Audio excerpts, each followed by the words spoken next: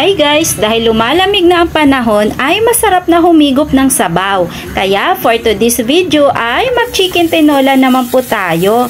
At ito na nga po, nag-init lang tayo ng mantika. Then ginisa na natin yung luya. Nagisa na rin tayo ng bawang at sinunod na natin yung sibuyas. Minekos-mekos lang natin to ng very light. Then, nilagay na natin yung karni ng manok. Sangkutsain lang po nating mabuti ito para maalis yung lansa ng manok. At nung nag-evaporate na yung liquid ng manok, ay tsaka naman tayo naglagay ng tubig.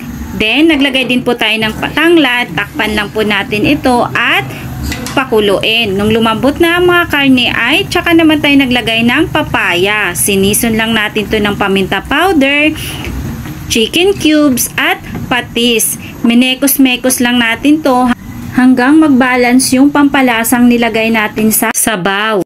And then nilagay na natin yung dahon ng malunggay, siling haba, at huwag kalimutan tikman para ma-adjust yung lasa kung may kulang. And that's it. This is Ate Sel. Thank you for watching. And please don't forget to subscribe my YouTube channel, Cooking by Ate Sel. Ingat!